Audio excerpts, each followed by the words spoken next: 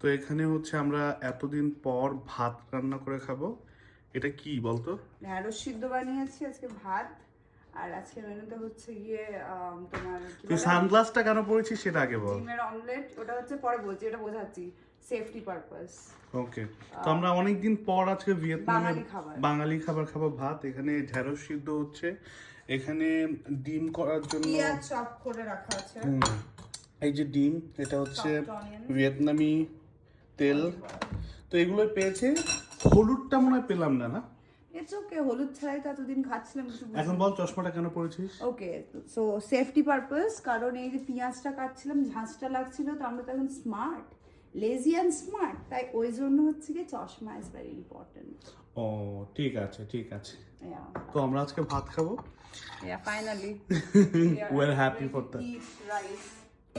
Are you okay? Yeah.